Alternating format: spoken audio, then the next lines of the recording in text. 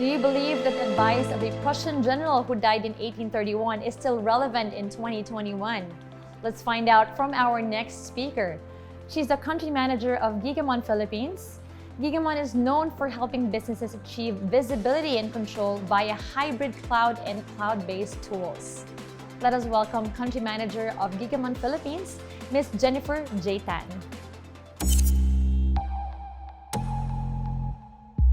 Hybrid networks can be a complicated landscape, a chaotic maze of appliances and devices, apps and data. And in that space between the core and the cloud, blind spots are everywhere. Network tools can't see the cloud. Cloud tools can't see the network. Security and performance suffer. It's the cloud visibility gap. But now you can rise above it all. You can see where threats lurk and opportunities await. You can take control of the entire hybrid network. You can command the surface. Like a guardian, like a hunter, like a hawk.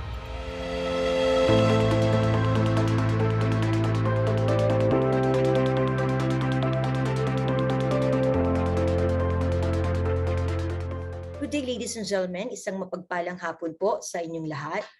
My name is Jennifer Tan, and I am the country manager of Gigamon in the Philippines.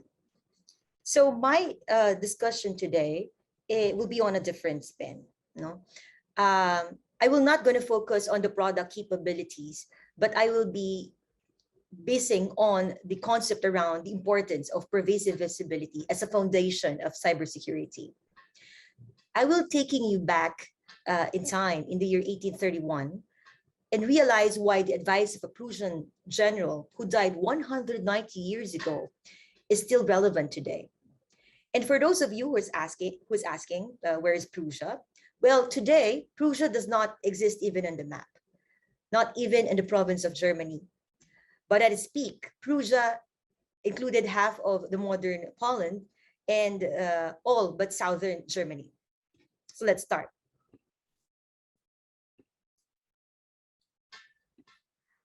I'll be talking about something which some of you miss to focus at times, and that's about strategy. Why do we do the things we do? Looking at the long-term goals and not the next tool that we need to acquire, but the strategic position that we need to develop. And when we talk about cybersecurity strategy, we're pertaining to the high-level plans on how an organization will go about securing its assets and minimizing cyber risk. And at present, any type of business need to have a strong, solid, impactful cybersecurity posture, a strategy to provide a defense against malicious attacks designed to access, alter, delete, destroy, or maybe extort the organization's sensitive information. Now, strategy originated from the necessity of peoples to defeat their enemies. So that when there is no competition, then there is no need to strategize. Indeed, the word strategy has its roots in warfare. Hence, I'm playing the video in the background, which is an evolution of the war fields from the ancient to Stone Age and the modern era.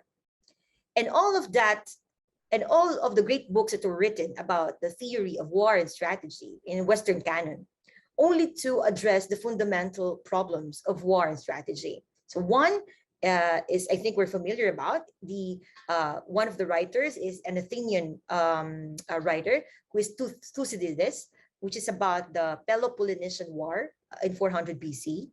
And the other is Criage, or On War, as we call it, which was written by Karl von Clausewitz, who is a Prussian general strategist.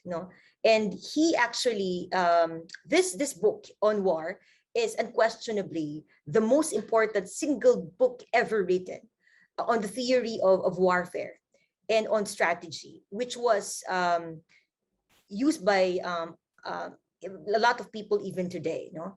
And according to this book, no, there are actually 6 principles. There are 6 principles of strategic effectiveness, according to him, which is about, the advantage of terrain, surprise, attack from several sides, etc. But among all the 6, Clausewitz believed that surprise is the basis of all operations, because without it, superiority at a decisive point is impossible. Now, this ambiguity, which he was pertaining to, is what we refer to today as the fag of war. Carl von Clausewitz is credited with coining the term, although actually he never used it. It was in fact a paraphrase of what we said: warm is the realm of uncertainty. 3/4 of the factors on which action in war is based are wrapped in a fog of greater or lesser uncertainty. He did speak of fog as a metaphor, the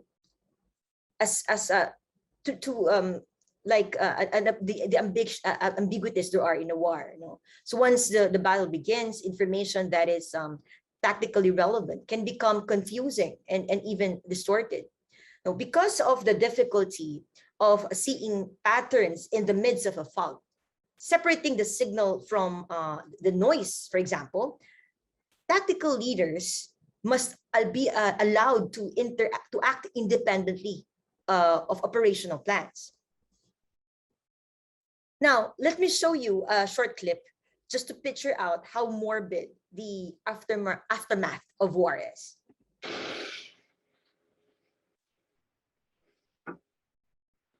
American soldiers began clearing the mines that were buried everywhere. German prisoners of war were forced to help them. But they could only remove a small number of the deadly devices.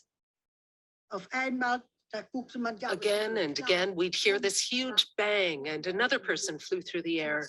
So many people lost their lives. So in the decades after the war, bombs, mines, grenades, and artillery shells killed thousands of UXB officers and hundreds of civilians. UXB stands for unexploded bombs. They hired technicians to defuse them without having any formal training whatsoever. The life expectancy of those young bomb disposal officers from the time they started training was only 6 weeks. Yes, 6 weeks. So, and let me tell you what, these are the varieties of those, like what's shown in the photo. These are, without proper knowledge of each one is made, then definitely it would be hard to decipher how to diffuse each kind as well. And to make it worse, in 1918, the Germans developed a delayed action fuse that would later develop into a more sophisticated versions of these bombs. Such delayed action bombs provoke terror in the civilian population because of the uncertainty of time, and also complicated the task of disarming them. Initially, there were no specialized tools, training, or core knowledge available. And as ammunition technicians learned how to safely neutralize one variant of munition, the enemy would add or change parts to make neutralization more hazardous. The trend of this cat and mouse extends even at the present day. And the various techniques used to disarm munitions are not even publicized. So relating this to InfoSec, we don't know who is attacking us. We don't know their tactics and procedures, but we'll learn them later. We would develop countermeasures, but the attackers will know what we're doing, and then we'll develop new attacks. It's part of what makes InfoSec so difficult today. In fact, the photo you're seeing is a Clockwork Fuse. This type of electronic time fuse detonate after a set period of time. So initially, the British would start flooding salt water to these electrical fuses which would short them. So, but the Germans figured out what they're doing. So they started doing other things. Now, at one point, bombs were started going off. People being killed left, right, and center. So as a countermeasure, they developed anti-handling mechanism, which is on the photo on the right. It's a ZUS-40, designed to fit underneath a Type 17 clockwork long delay fuse, which is seen on the left, which will give between around 2 to 72 hours delayed detonation, so that the disposal officers would have time, to defuse the bomb. Well, that sounds very simple, right? But here's the catch. Removing the main time delay fuse more than 15 millimeters from its fuse packet would neutralize the handling mechanism. It would cause actually detonation of the bomb and the death of anyone nearby. Some Germans, or maybe some German handling fuses were actually much more even dangerous. What the UXB officers are disarming. So now, having that said, I'd like you to think about something. Who would you rather be? One of the Germans designing the bomb? Well, when you got it wrong, big deal. Or would you want to be one of those UXB officers pulling out those fuses out of the bomb? It's kind of difficult to choose, but it's easy to say that I'd rather be a German in that position. Well, not generally, but in that position.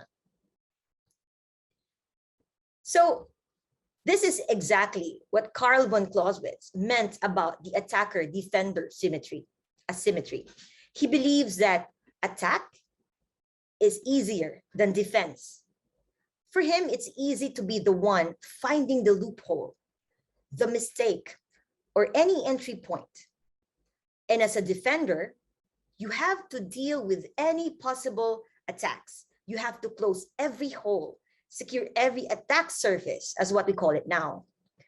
The attacker, on the other hand, will just have to find the one that you missed.